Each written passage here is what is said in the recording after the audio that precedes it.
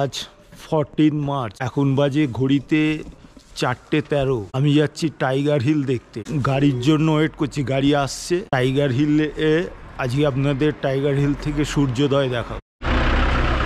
Good morning, tiger hill দেখতে এসেছি। ভোর 4টের সময় উঠে ভোর 3টে থেকে সব গাড়ির লাইন, লোক দেখুন।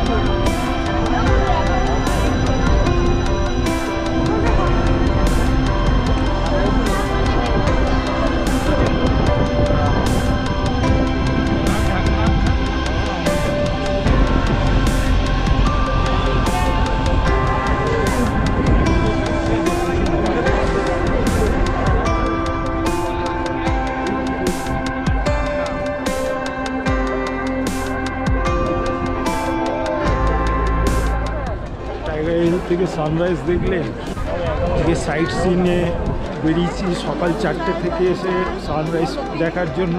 এরপরে বাতাসি লুক, তো ঘুম মনিস্ট্রি এগুলো যাবো। এবার এখান থেকে বেরিয়ে পড়ছি। এত ঠান্ডা, আর এখানে থাকা যাচ্ছে না, এখান থেকে বেরিয়ে যাচ্ছি। এবার দেখি ড্রাইভার কোথায় যায়। গাড়িতে গিয়ে টোটাল কথা বলছি, মুখও ঠোঁট নাড়াতে পারছি না। চলুন বেরিয়ে যায়। এনজয় করলেন তো? বাবা, যে রাস্তাটা দিয়ে নামছি দেখো,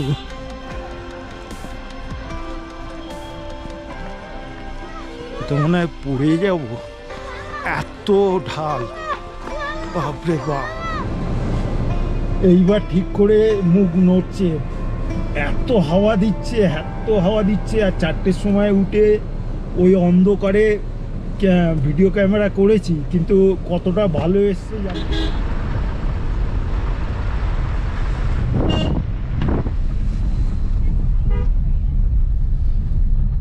এখানে সাইট সিন করার জন্য 2 রকমের রেট রয়েছে। একটা হচ্ছে 3,500, সেটা হচ্ছে বড় গাড়ি, সেটা 7-8 জন যাবে। আর একটা হচ্ছে ছোট গাড়ি, ওটাতে 4 জন, ওটা 2,500 টাকার মতন পড়বে। আর 7-8টা পয়েন্ট আপনাকে দেখাবে। টাইগার হিল, বাতাসিয়া লুক, ঘুম মনিস্ট্রি, রক গার্ডেন, অনেকগুলো আছে। তারপরে রোপওয়ে, এই সবগুলো মিলিয়ে। আর আমি এই সুইফট ডিজায়ার করেছি, আমার পড়েছে 2,500 টাকা। আমি একা রয়েছি। আর এই আমার ড্রাইভার সাহেব সুরাজ, খুব ভালো ছেলে। এর নাম্বারটা আমি দিয়ে দেবো ডেসক্রিপশন বক্সে, আপনারা ট্রাই করে দেখতে পারেন। ताओ एक बार नंबर थोड़ा बता दो सूरज।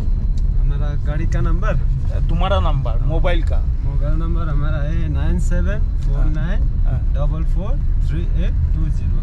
आप मुझे कॉल कर सकते हैं। स्विफ्ट डिजायर है गाड़ी। हाँ, ट्राई करे देखे नेबेन, सत्यि खूब भालो छेले, खूबই ভালো ছেলে। আর এরপর আমরা যাচ্ছি ঘুম মনিস্ট্রি, ওখান থেকে যাব বাতাসিয়া লুক।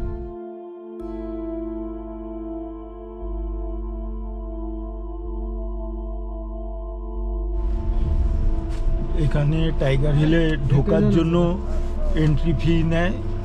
ঢোকার সময় নেয় না, এটা বেরোবার সময় নেয়। 70 টাকা করে এন্ট্রি ফি নেয়। এই যে এন্ট্রি ফি কাটছে, এই যে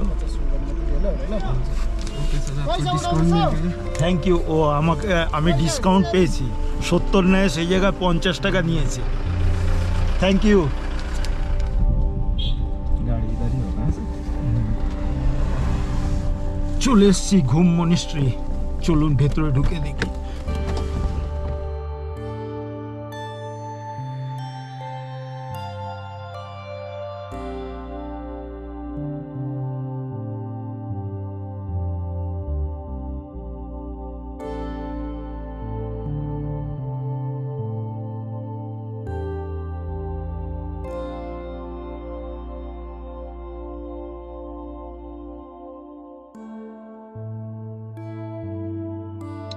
ঘুম মনিস্ট্রি বা ওল্ড ঘুম মঠ হলো ইগা চেয়োলিং এর জনপ্রিয় নাম। মঠটি গেলুকাপা বা হলুদ হাট সম্প্রদায়ের অন্তর্গত এবং এটি বৌদ্ধ মূর্তির 15 ফুট উচ্চ মূর্তির জন্য পরিচিত। ভবনটির বাহ্যিক কাঠামো 1850 সালে ম্যাঙ্গোলিয়ান জ্যোতিষী এবং সন্ন্যাসী শোকোপো সেরাব গিয়াতোসে দ্বারা প্রতিষ্ঠিত হয়েছিল, যিনি 1905 সাল পর্যন্ত মঠের প্রধান ছিলেন।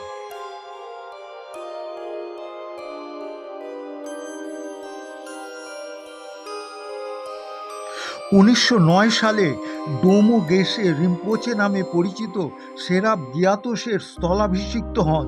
তিনি মৈত্রেয় বৌদ্ধের মূর্তিটি পরিচালনা করেছিলেন এবং তিনি 1952 সাল পর্যন্ত এই মঠের প্রধান ছিলেন।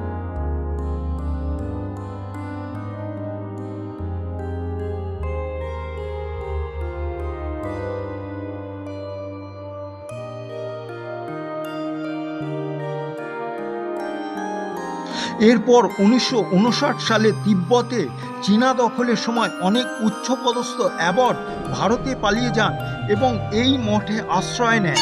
তারপর 1961 সালে ধর্দ রিম্পোচে দার্জিলিং ঘুমের ইগো চেলিং মঠের প্রধান হন। তিনি 1990 সালে মারা যান এবং এর 3 বছর পরে তেনজিন লেপসাদ ওংডিং নামে একটি ছেলে তার পুনর্জন্ম হিসেবে স্বীকৃত হন। এরপর 25 এপ্রিল 1996 তিনি কালিম্পং তিব্বতী ITBCI স্কুলের সিংহাসনে অধিষ্ঠিত হন। তুলকুশের লাইনের ত্রয়োদশ তেনজিং লেকসাদ ওয়াংদি এখনও ধর্দ তুলুক নামে পরিচিত। তিনি দক্ষিণ ভারতের দ্রেপুং লোসেলিং ইউনিভার্সিটিতে তিব্বতী দর্শন নিয়ে পড়াশোনা করছেন।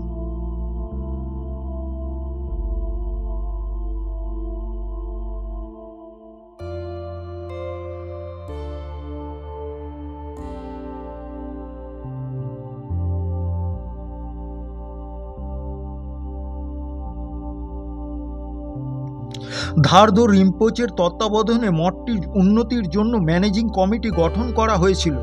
কিছু উদ্যোগ সফল হয়েছে, কিছু হয়নি। গত 2 দশক ধরে মঠটি সন্ন্যাসী এবং অর্থ উভয় ক্ষেত্রেই মারাত্মক সংকটের মধ্যে দিয়ে যাচ্ছে। এখনো পর্যন্ত মঠের জন্য প্রাপ্য অনুদান সরকার থেকে বা অন্য কোনো উৎস থেকে পাওয়া যায়নি। বর্তমানে স্থানীয় ভক্তদের দান ও অনুদানের মাধ্যমে মঠটি তার চাহিদা পূরণ করছে।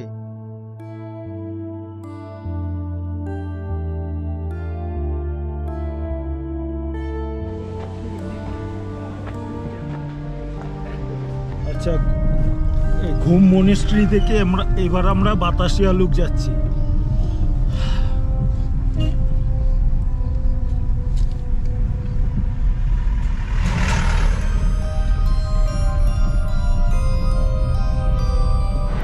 চলে এসেছি বাতাসিয়া লুক।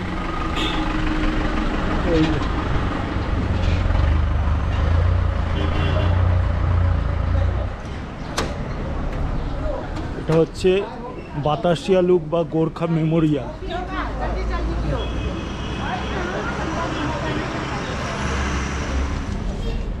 এখানে টিকিট করতে হলো 50 টাকা করে টিকিট।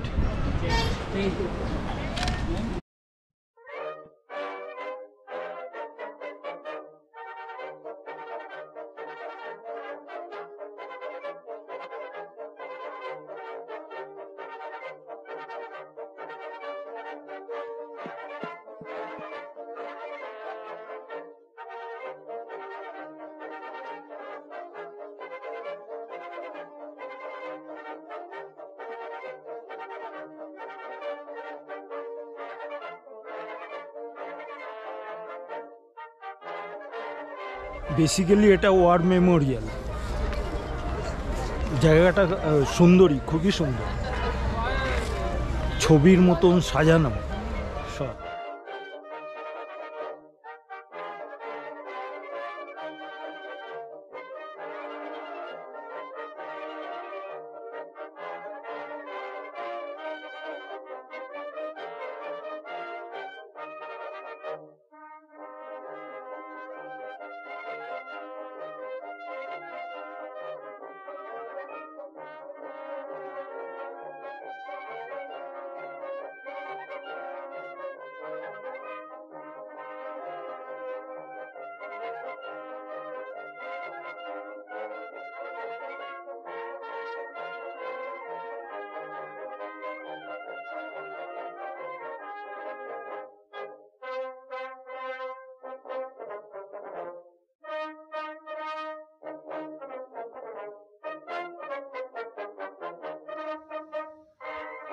বাতাসিয়া লুপের কেন্দ্রে একটি যুদ্ধ স্মৃতিসৌধ দাঁড়িয়ে আছে।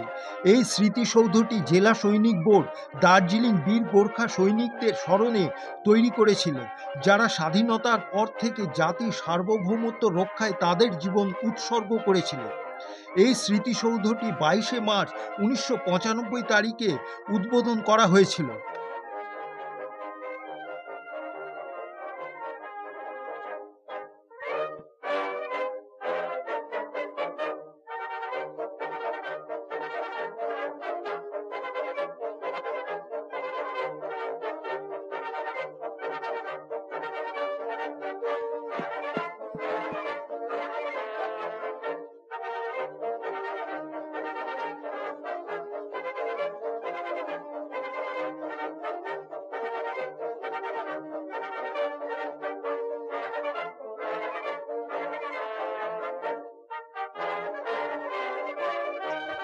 বাতাসিয়া লুপ বা গোর্খা ওয়ার মেমোরিয়াল জায়গাটি ছবির মতন সাজানো।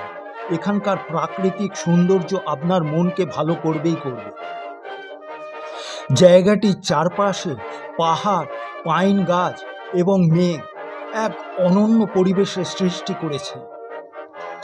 শিলিগুড়ি থেকে দার্জিলিং যাওয়ার পথে বিখ্যাত টয় ট্রেনের যাত্রা বাতাসিয়া লুপ ও ওয়ার মেমোরিয়ালের মধ্যে দিয়েই যায়।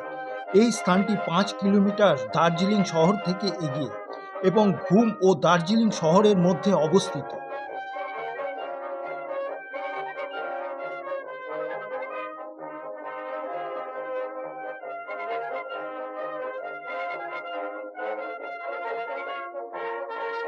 আজকে সকাল থেকে এখানকার ওয়েদার খুব দারুণ, একদম ঝকমকে রোদ উঠেছে। আর আমি যখন টাইগার হিল দেখতে যাচ্ছিলাম তখন টেম্পারেচার ছিল 12 ডিগ্রি, এখন 15 ডিগ্রি। মানে খুব দারুণ ওয়েদার, সানশাইন ওয়েদার। সব জায়গাতেই গরম কাপড়ে পসরা নিয়ে সব জায়গাতেই বসে আছে। আর এই বাতাসিয়া লুপকে পুরো বাইরে থেকে ভেতরে দেখুন, সব জায়গায় লাইন দিয়ে বসে রয়েছে এই গরম কাপড়ের পসরা নিয়ে।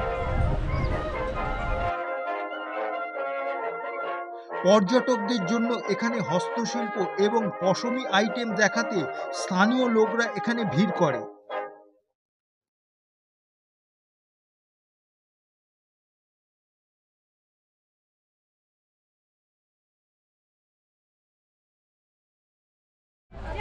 এই টুপিটা কিনলাম বাতাসিয়া লুপ থেকে, 100 টাকা নিল। একটু কমেন্টসে বলবেন কীরকম লাগছে প্লিজ।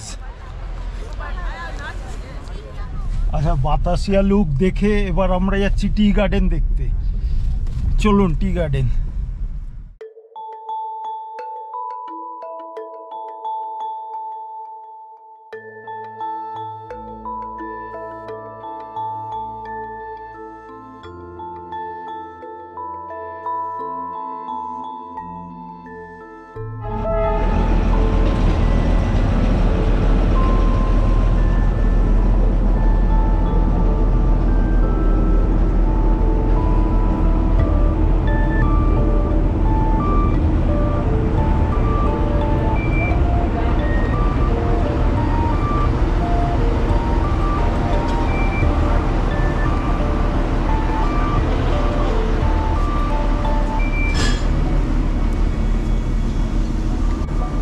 হচ্ছে Darjeeling toy train station.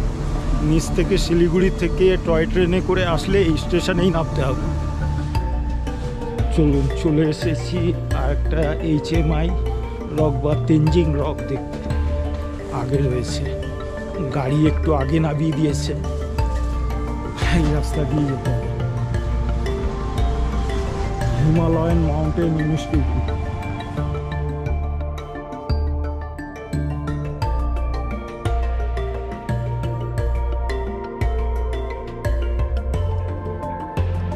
Tenzing এবং গম্বুশিলা লেককাট রোডে অবস্থিত এবং একে অপরের বিপরীতমুখী। বিশাল তেনজিং রকটির নামকরণ করা হয়েছে তেনজিং নর্গে, যিনি 1953 সালে এডমন্ড হিলারির সাথে মাউন্ট এভারেস্টে আরোহণের জন্য বিখ্যাত ছিলেন। নাওয়াং গম্বুর নামানুসারে গম্বু রক এর নামকরণ করা হয়েছে। তিনি তেনজিংয়ের ভাগ্নে ছিলেন এবং তিনি দুবার এভারেস্টে আরোহণ করেছিলেন এবং এটি করার প্রথম ব্যক্তি হয়েছিলেন। তিনি প্রথমে 1963 সালে এবং তারপর 1965 সালে এভারেস্টে আরোহণ করেন। তেনজিং রক এবং গম্বু রক, যা মাঙ্কি রক নামেও পরিচিত, সাধারণত HMI এর প্রশিক্ষণার্থীরা এবং প্রো ক্লাইম্বাররা ব্যবহার করে। তেনজিং রকের বাম দিকটা একদম খাড়া। তেনজিং নিজে এই পাহাড়ে আরোহণের অনুশীলন করতেন। তৎকালীন প্রধানমন্ত্রী জওহরলাল নেহরু সফরের সময় তেনজিং কোনো নিরাপত্তা সরঞ্জাম ছাড়াই এই পাহাড়ে আরোহণের প্রদর্শন করেছিলেন। পাহাড়ের একটি কম খাড়া দিক রয়েছে, যেখানে পর্যটক এবং অপেশাদাররা প্রদত্ত গিয়ারের সাহায্যে এবং একটি নামমাত্র অর্থ প্রদানের করে পাহাড়ে আরোহণ করতে পারে। আপনাদের কেমন লাগছে ভিডিওটা একটু জানাবেন অবশ্যই কমেন্টস করে।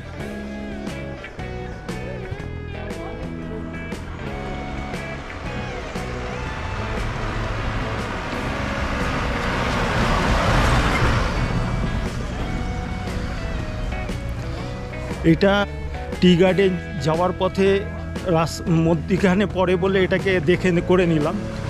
আর এবার আমরা যাচ্ছি রঙ্গিত টি গার্ডেন বা চিত্রা টি গার্ডেন। চলুন, চিত্রা টি গার্ডেন। চলে এসেছি রঙ্গিত ভ্যালি টি গার্ডেন বা চিত্রা টি গার্ডেন। স্টল রয়েছে বিভিন্ন 17, 16, 18 সব স্টল। এখান থেকে টি গার্ডেনে এন্ট্রান্স। চলুন ঘুরে আসি।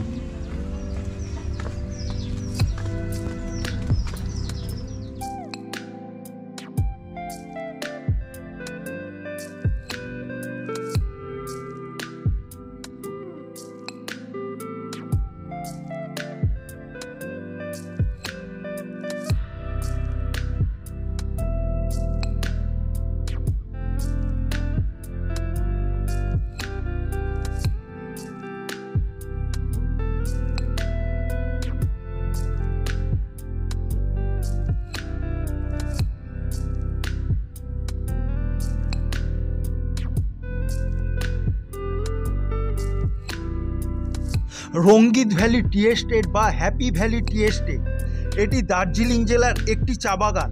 1854 সালে এটি প্রতিষ্ঠা হয়। এটি দার্জিলিংয়ের দ্বিতীয় প্রাচীনতম চা বাগান। 177 হেক্টর জায়গা জুড়ে এর বিস্তৃতি। এটি দার্জিলিংয়ের উত্তরে সমুদ্রপৃষ্ঠ থেকে 2100 মিটার উচ্চতায় অবস্থিত এবং 1500 জন লোক এই চা বাগানে কর্মরত। এই চা বাগানের চা গাছগুলো অনেক পুরনো। কিছু গাছ 40 বছর এবং কিছু 150 বছর বয়সী। সাম্প্রতিক অতীতে খুব কম পুনর্নির্মাণ করা হয়েছে। শহরের প্রায় 3 কিলোমিটার উত্তরে হিলকাট রোডের নিচে এই চা বাগানের অবস্থান। চক বাজার থেকে লোকেঞ্জার রোড হয়ে এই চা বাগানে প্রবেশ করতে হয়।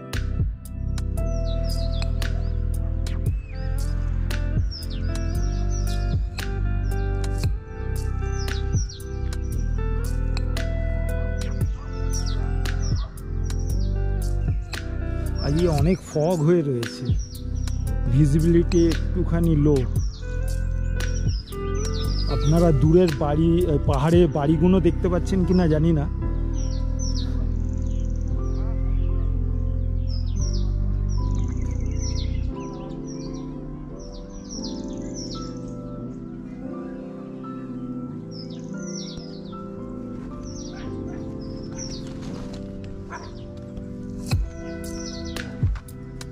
কি শক্ত গাছগুলো, সব ছাঁটা হয়েছে। একটি কুড়ি, দুটো পাতা, এখানে তো কুড়ি দেখতে পাচ্ছি না। এখনো বৃষ্টি হয়নি, বৃষ্টি হওয়া দরকার, হলে গাছের কুড়ি টুড়ি বেরোয়। একদম খাড়ায় নিচে নেমে গেছে। চলো একটু নিচে নামি।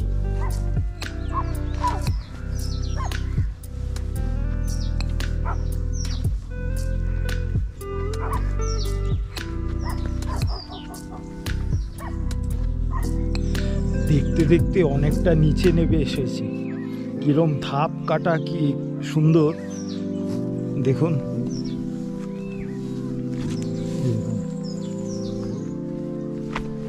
ধাপ কাটা,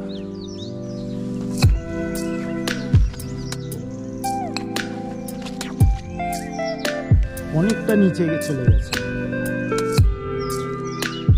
ওই রাস্তা, কুকুর চলাফেরা করছে।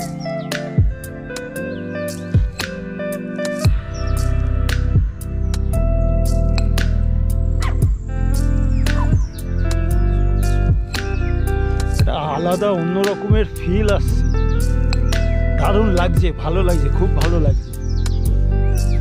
এরপর এই টি গার্ডেন দেখে ওদিকে রোপওয়ে যাব। রোপওয়ে 10টা থেকে খুলবে।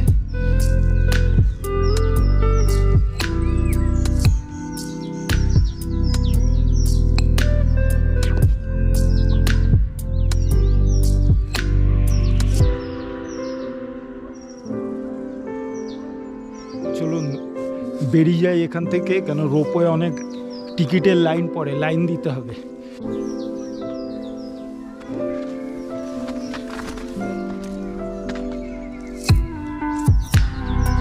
এই টি ভ্যালিতে আসার পথে ড্রাইভার বলছিল এখানে যে চা পাওয়া যায় একদম অরিজিনাল, কোনো মিলাওয়াট নেই। এখানে চা বানিয়ে খাইয়ে দেখিয়েও দেয়। সার দিয়ে চায়ের দোকানে ঢুকেছে, স্টলে চা বানিয়ে খাইয়ে দেখিয়ে দিচ্ছে। আসুন।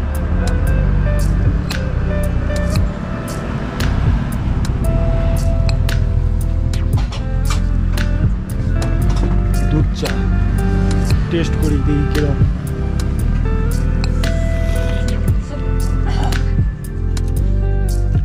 ठीक है। ये कितना करके पैकेट? 150 वो कितना ग्राम है? 600 रुपये केजी का है। आपको किलो में लीजिए, किलो में से 4 पैकेट में आपको 1 केजी आएगा, 50 रुपये डिस्काउंट भी आएगा। इसमें फिर दोनों चाय बनता है, लाल चाय, दूध चाय। এখন আমরা যাচ্ছি রোপওয়ে। এই রঙ্গিত ভ্যালি টি গার্ডেন থেকে বেরিয়ে যাচ্ছি।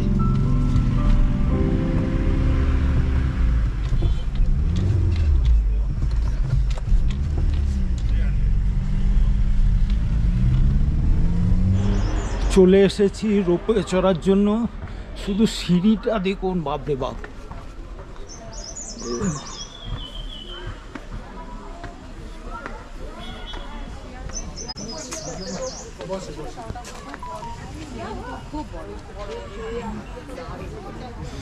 এখনো খুলিনি, অল্পই লাইনে আছে। এখনো টিকিট কাউন্টার ওপেন হয়নি, 10টায় ওপেন হবে। আশপাশটা ঘুরে দেখে নি।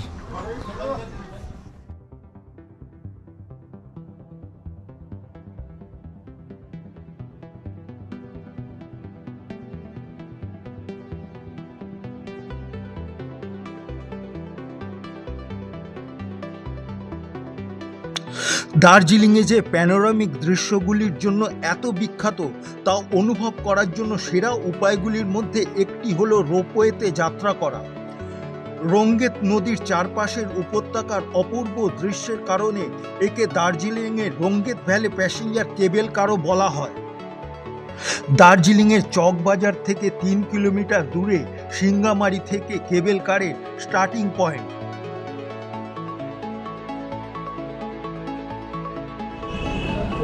রোপওয়ের টিকিট কাউন্টার খুলেছে, 9টায় লাইন দিয়েছিল, 10:30টার সময় টিকিট কাউন্টার খোলে, 10:30টায় খুলেছে। এবার দেখা যাক কত কি টিকিট নেয়, জানাচ্ছি টিকিটটা কেটে।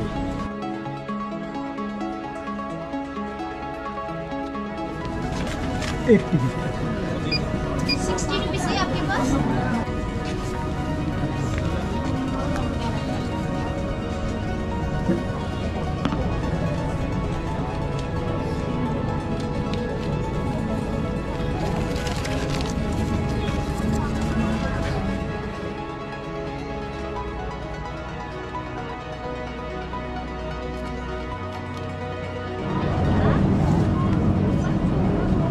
এই হচ্ছে রোপওয়ের টিকিট, 260 টাকার টিকিট পড়লো। আর আপনারা একটু তাড়াতাড়ি আসবেন, তাহলে প্রচুর লাইন পড়ে।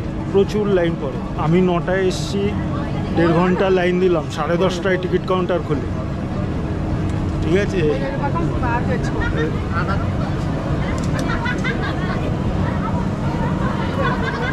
রোপওয়ের লাইনে একজন সাবস্ক্রাইবার বাড়ালাম, দিনাজপুর থেকে এসছে। তোমার নাম কি?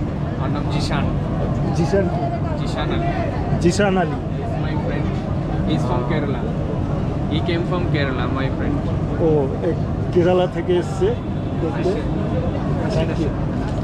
Thank you so much. দেখো Sure. এরমভাবেই চলবে।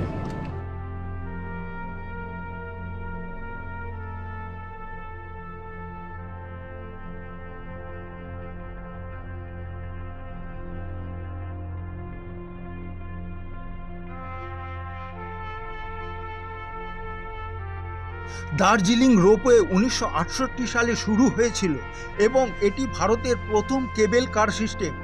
এটি প্রাথমিকভাবে নিচের উপত্যকায় চা বাগানগুলি পূরণ করার জন্য স্থাপন করা হয়েছিল, যেখানে অন্যথায় সহজে যাতায়াত করা যেত না।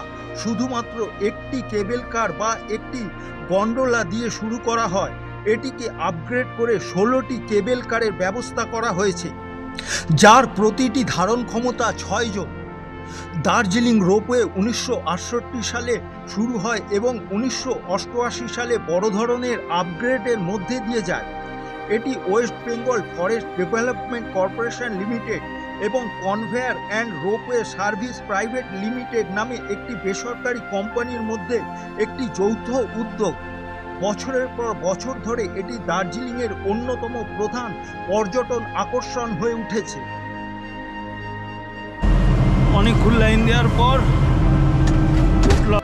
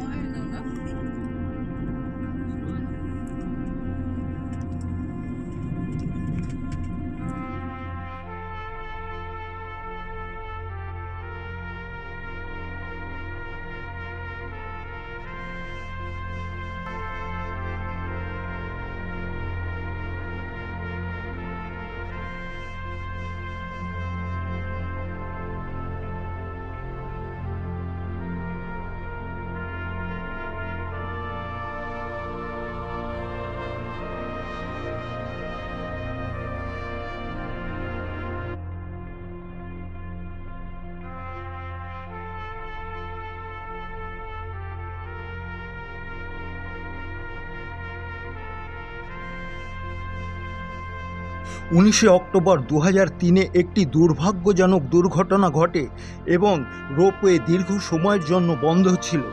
দার্জিলিং সিঙ্গামারি স্টেশন থেকে 3টি কেবল কার ট্র্যাক থেকে পিছলে পড়ে চা বাগানের প্রায় 100 ফুট নিচে পিষ্ট হয়ে যায়, ফলে 4 যাত্রীর মৃত্যু হয় এবং বেশ কয়েকজন আহত হয়। বেশ কয়েক বছর পরে এবং গণপূর্ত বিভাগ দ্বারা দ্বিতীয় পরিদর্শনের পরে অবশেষে 2012 সালের প্রথম দিকে রোপওয়েটি পুনরায় চালু করার জন্য ছাড়পত্র দেয়া হয়েছিল।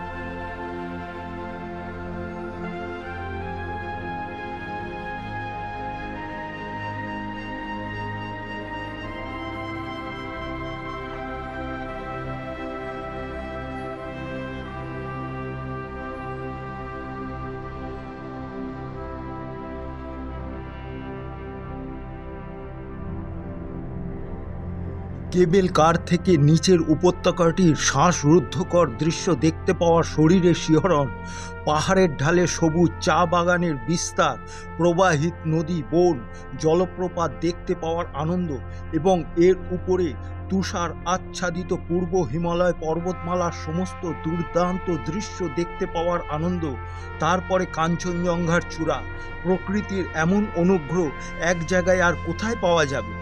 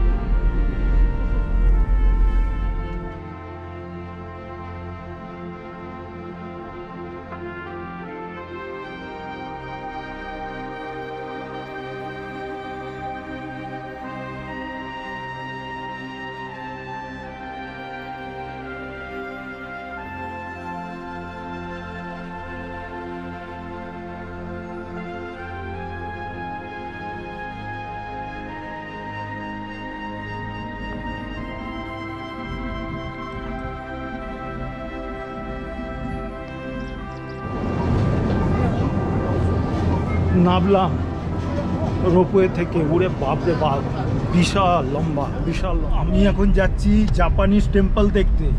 আর রোপওয়ে উঠে আমার গোপ্রোর ব্যাটারি শেষ হয়ে গেছিল, আর ব্যাটারি ছিল গাড়িতে, তাই ওখানে কিছু ফটো মোবাইলেও তুলেছি, জানি না কতটা কি ভালো আসবে। এখন যাচ্ছি জাপানি টেম্পল, চলুন জাপানি টেম্পলে গিয়ে দেখা হচ্ছে।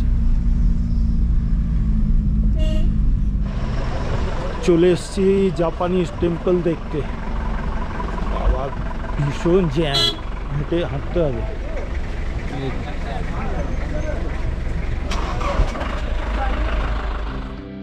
পিস প্যাগোডা বা জাপানিজ টেম্পল হলো প্যাগোডাগুলির মধ্যে একটি, যা সমস্ত জাতি এবং ধর্মের লোকদের বিশ্ব শান্তির সন্ধানে তাদের একত্রিত করতে সাহায্য করার জন্য ফোকাস প্রদান করার জন্য ডিজাইন করা হয়েছে।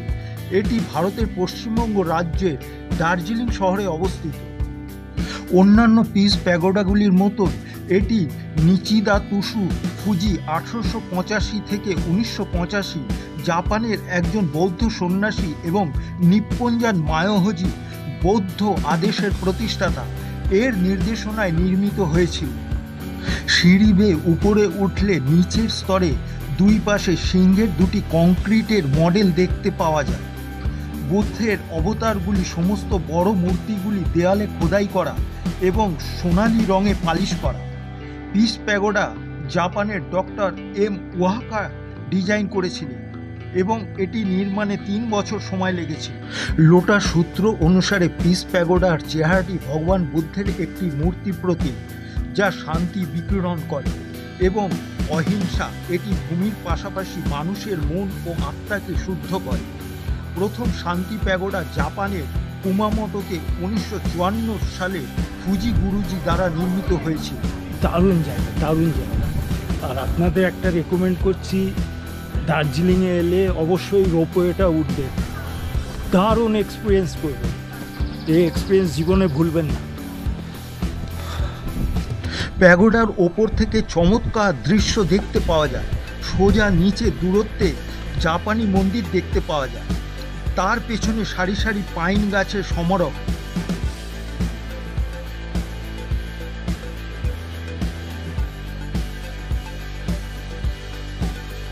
প্যাগোডার ভিত্তিপ্রস্তরটি 3 নভেম্বর 1992 সালে নিচিদাতুসু ফুজি স্থাপিত হয়েছিল এবং 1 নভেম্বর 1992 সালে উদ্বোধন করা হয়েছিল। প্যাগোডাটির নকশা এম ওয়াহাকা করেছিল এবং এটি নির্মাণে 36 মাস সময় লেগেছিল। এতে মৈত্র বৌদ্ধ সহ বৌদ্ধের 4টি অবতার রয়েছে। প্যাগোডার উচ্চতা 28.5 মিটার বা 94 ফুট এবং ব্যাস 23 মিটার বা 75। মন্দির খোলার সময় সকাল 4:30 থেকে প্রতিদিন সন্ধ্যে 7টা পর্যন্ত। কোনো এন্ট্রি ফি এখানে লাগে না। প্রার্থনার সময় সকাল 4:30 থেকে 6টা পর্যন্ত এবং বিকেলে 4:30 থেকে 6:30 পর্যন্ত। এই জাপানিজ টেম্পল থেকেই ব্লগটা শেষ করছি। আজকের মতো দার্জিলিং সাইট সিন ভ্রমণ শেষ। দেখা হচ্ছে নেক্সট ভিডিওতে। চ্যানেলটাকে অবশ্যই লাইক, শেয়ার এবং সাবস্ক্রাইব করবেন।